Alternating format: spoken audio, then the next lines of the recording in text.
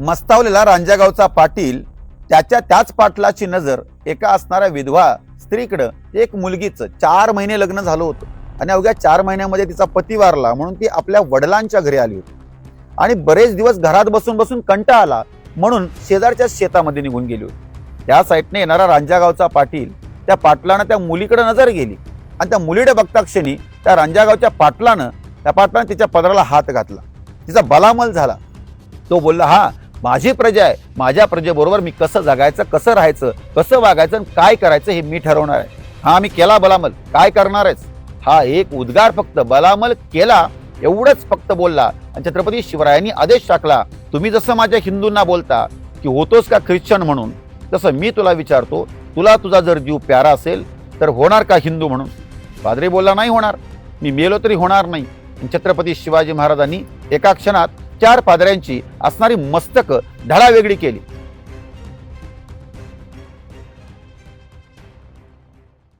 जय शिवराय, जय शंभूराजे। मी कट्टर हिंदुत्ववादी अनिल महाराज देवळेकर। आजच्या युगात महिला सुरक्षित आहेत का? तर याचं उत्तर सरळ सरळ नाही होतं, कारण की आजच्या युगात 3 वर्षाच्या बाळावरती सुद्धा सामूहिक बलात्कार केला जातो। हे किती वाईट आहे। हे छत्रपती शिवरायांच्या काळात झालं असतं तर हे झालंच नसतं, कारण छत्रपती शिवरायांचं शासन त्या प्रकारचं होतं। छत्रपती शिवाजीरायांच्या काळात बलात्कार ही विषय सोडा, पण एखाद्या असणाऱ्या महिलेकडं बलामल म्हणजे वाकड्या नजरेनं जरी बघितलं आणि जर चूक दुसऱ्यांच्याकडूनच नाही ती आपल्या आतल्या असणाऱ्या माणसाकडून जरी झाली तरी त्याचे काय परिणाम होतात हे छत्रपती शिवरायांचा इतिहास सांगून जातो। मस्तावलेला रांजागावचा पाटील त्याच पाटलाची नजर एका असणाऱ्या विधवा स्त्रीकडे, एक मुलगीचं 4 महिने लग्न झालं होतं आणि अवघ्या 4 महिन्यामध्ये तिचा पती वारला म्हणून ती आपल्या वडिलांच्या घरी आली होती आणि बरेच दिवस घरात बसून बसून कंटाळा आला म्हणून शेजारच्या शेतामध्ये निघून गेली होती। त्या साईडने येणारा रांजागावचा पाटील त्या पाटलानं त्या मुलीकडे नजर गेली आणि त्या मुलीकडे बघता क्षणी त्या रांजागावच्या पाटलानं तिच्या पदराला हात घातला, तिचा बलामल झाला। बलामल झालेल्या पोरीनं विहिरीत उडी टाकून जीव दिला। हे बापाला कळालं आणि छत्रपती शिवरायांच्याकडे गेला की राजा, तुझ्या दरबार धुंद झाला, तुझा दरबार। आम्ही ऐकलं होतं की संत म्हणत होते की विठ्ठलाचा दरबार धुंद आहे, विठ्ठलाच्या दरबारात न्याय नाही, मग तुझ्या दरबारात न्याय नाही का आम्हाला? छत्रपती शिवरायांनी विचारलं, झालं काय? त्यावेळेला सांगितलं की या असणाऱ्या तुझ्या गावच्या पाटलानं माझ्या पोरीचा बलामल केला, माझ्या पोरीला तर सहन झालं नाही आणि त्या पोरीनं त्या विहिरीमध्ये जीव दिला। आता याचं काय करायचं? हिला न्याय कोण देणार? छत्रपती शिवरायांनी लगेच हाक टाकली आणि बोलते झाले, कोण आहे तो भडवा, त्याला माझ्या समोर उभा करा। आणि छत्रपती शिवरायांच्या असलेला आज्ञा ऐकली आणि जाऊन लगेच त्याला रांजागावच्या पाटलाला उचलून आणला, छत्रपती शिवरायांच्या समोर टाकला। राजांनी एकदा विचारलं, बोल, तू बलामल केला का? आणि पाटील बोलता झाला, हो केला, प्रजा माझी, तू कोण सांगणार? असं बोलल्या बोलल्या छत्रपती शिवाजीराजांनी एकच विचारलं, तू बलामल केला का? एवढंच बोल। तो बोलला, हा माझी प्रजा आहे, माझ्या प्रजेबरोबर मी कसं जगायचं, कसं राहायचं, कसं वागायचं आणि काय करायचं हे मी ठरवणार आहे। हा मी केला बलामल, काय करणार आहेस? हा एक उद्गार फक्त बलामल केला एवढंच फक्त बोलला आणि छत्रपती शिवरायांनी आदेश टाकला की या भडव्याचे असणारे दोन्ही हात आणि पाय तोडून त्याचा चौरंग करा आणि पाथोऱ्यावरती टांगा, की येणा जाणाऱ्याला प्रत्येकाला कळू दे की या असणाऱ्या हिंदवी स्वराज्यामध्ये प्रत्येक स्त्रीचा मान सन्मान केला जातो। जर तिचा कोणी जर अपमान केला तर त्याचे असणारे हात आणि पाय गुडघ्यापासून आणि कोपरापासून तोडले जातात आणि त्याचा चौरंग असाच करण्यात येतो। ही शिक्षा फक्त छत्रपती शिवाजीराजांनी करून दाखवली होती।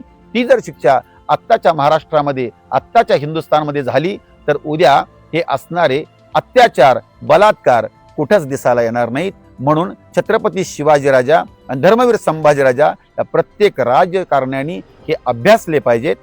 छत्रपती शिवाजीराजांचे असणारा हा प्रत्येक कायदा, प्रत्येक असणारा नियम शासनाने हा अंमलात आणला पाहिजे, म्हणजे एकही बलात्कार, एकही अत्याचार या हिंदुस्थानमध्ये होणार नाही। आपल्या महाराष्ट्रातील आणि आपल्या देशातील जर धर्मांतरण रोखायचं असेल तर आपल्याला एकच अभ्यास करावा लागेल, ते म्हणजे इतिहासात जाऊन छत्रपती शिवाजी महाराज। छत्रपती शिवाजी महाराजांनी धर्मांतरण कसं रोखलं होतं? आता आपण जर गेलो मुंबई, पुणे या साईडला गेलो तर कुठल्याही असणाऱ्या क्षेत्रामध्ये ट्रेनमधून जाताना ख्रिश्चन मशिनऱ्या चालू असतात। काही जण येतात, येशूचं पुस्तक देतात, हे आमचा देव असा करतो, आमचा देव तसा करतो, आमचा देव खूप छान करतो, रोग बरा करतो, हे करतो, ते करतो, सगळं सांगतात। आणि धर्मांतरण करतात, लोकांना आमिष दाखवतात.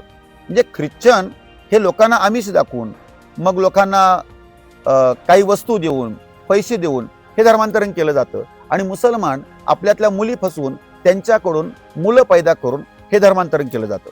म्हणजे लव जिहादना आपण म्हणतो की धर्मांतरण कसं होतं आणि त्यानं काय आपल्याला अपाय होतो, आपल्याला धोका काय. तर एकच आहे की एका हिंदू मुलीला जर त्यांनी पळवून नेली किंवा त्यांच्या धर्मात नेली तर एक हिंदू ही त्यांची धर्मांतरित झाली तर मुसलमान होते.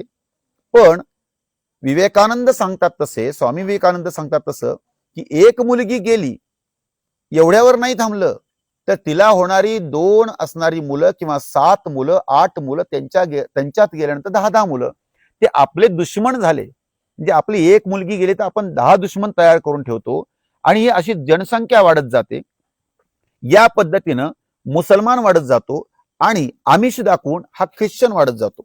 मग काय करायला पाहिजे तर छत्रपती शिवाजी महाराजांच्या काळात असाच एक घडलेला किस्सा होता की छत्रपती शिवराय मोहिमेला होते आणि गोव्याच्या अलीकडेच मोहीम होती.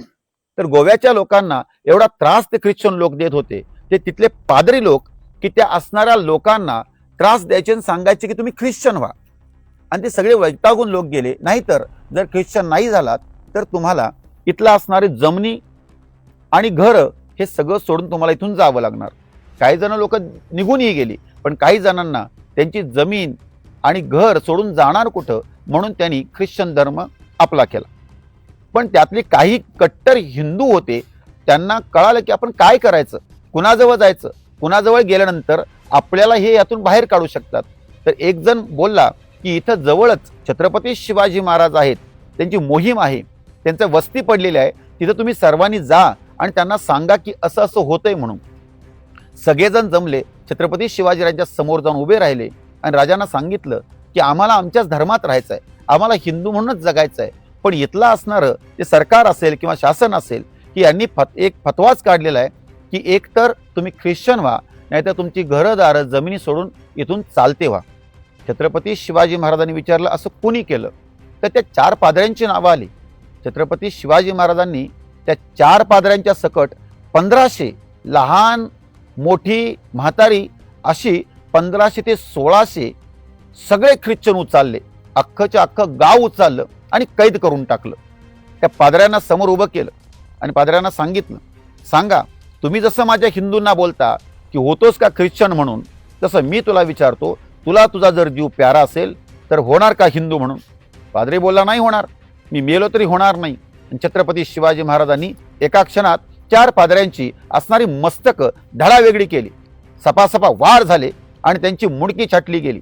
आणि ती 4 छाटलेली मुंडकी त्यांच्या राजाला पाठवली आणि सांगितलं की आता 4 पाठवलेत, जर आजच्या आज तुझा फतवा पाठीमागं नाही घेतला तर उद्यापासून अशाच गर्दनी कापल्या जातील, जशा हिंदूंच्या कापत्या तशा आम्ही तुमच्या कापू. आणि त्याच क्षणाला त्या राजाने तो फतवा पाठीमागे घेतला आणि जशाच तसं चालू झालं की प्रत्येकाने प्रत्येकाचा धर्म सांभाळा, तुम्हाला कोणीही त्रास देणार नाही. जर आपल्याही काळात हाच नियम चालू झाला आणि जशाच तसं जर उत्तर द्यायला लागलो तर कोणाचंही धाडस होणार नाही की आपलं धर्मांतरण करण्याचं. म्हणून हातामध्ये शस्त्र असल्याशिवाय स्वातंत्र्य मिळत नाही, हेच खरं आहे. जय शिवराय, जय शंभूराज.